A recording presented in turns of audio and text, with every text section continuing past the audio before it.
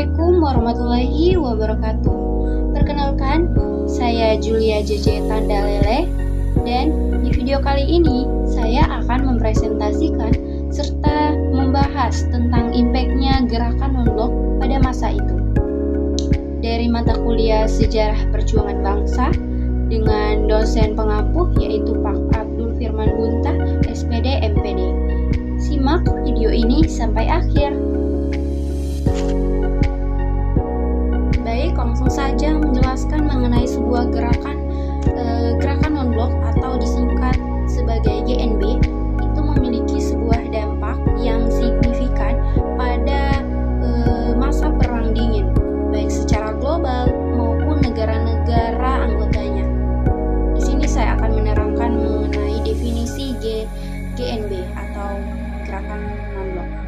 Jadi, GNB adalah organisasi internasional yang beranggotakan negara-negara yang tidak beraliansi dengan kekuatan besar dunia seperti pada Amerika Serikat dan juga Uni Soviet selama Perang Dingin. Tujuan dari GNB yaitu mempromosikan perdamaian dan juga kerjasama internasional serta juga mendukung kemerdekaan dan juga kedaulatan negara-negara yang berkembang. Adapun sebuah dampak gerakan non-blok pada masa saat itu, jadi yang pertama dampak GNB yang pertama yaitu mengurangi ketegangan dari Perang Dingin.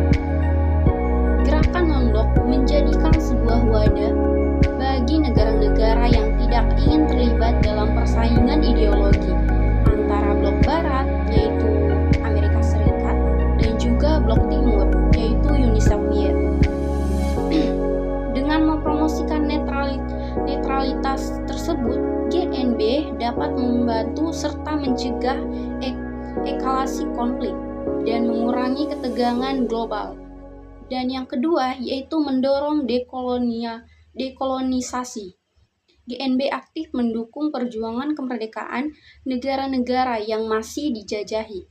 Melalui forum-forum internasional, GNB juga dapat menyuarakan hak-hak bangsa yang terjajah dan juga mendorong proses-proses dekolonisasi.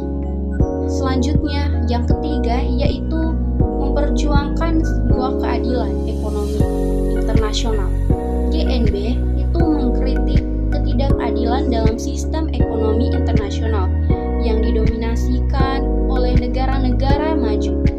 GNB menyuruhkan pembentukan tatanan ekonomi dunia baru dalam bahasa Inggris yaitu New International Economic Order yang lebih adil dan berpihak pada negara-negara berkembang.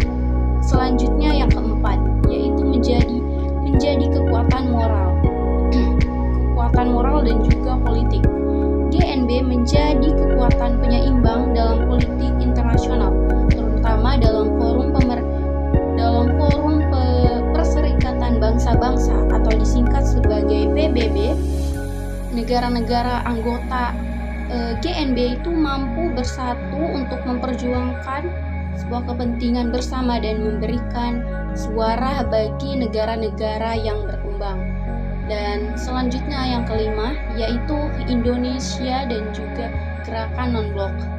Indonesia memainkan sebuah peran penting dalam pendirian dan pengembangan gerakan non-blok. Presiden Soekarno menjadi salah satu tokoh kunci dalam konferensi tingkat tinggi atau KTT GNB pertama di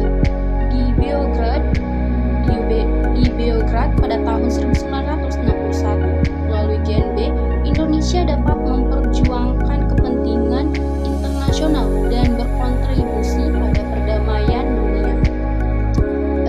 Jadi, gerakan non-blok pula dapat memiliki sebuah tantangan yang dihadapi. Meskipun memiliki dampak positif, GNB juga menghadapi sebuah berbagai tantangan. Yang pertama ada perbedaan kepentingan antara negara anggota, dan yang kedua ada ketergantungan ekonomi pada pada negara-negara yang maju, konflik di antara negara-negara anggota, dan itu yang terakhir, meskipun Perang Dingin telah berakhir, GNB tetap relevan sebagai wadah bagi negara-negara yang berkembang untuk memperjuangkan kepentingan bersama dalam menghadapi sebuah global seperti kemiskinan, perubahan suatu iklim, dan juga terorisme. Baik, itu saja penyampaian yang saya dapat sampaikan mengenai sebuah impact-nya gerakan non-blok pada masa itu. Terima kasih. Wassalamualaikum warahmatullahi wabarakatuh.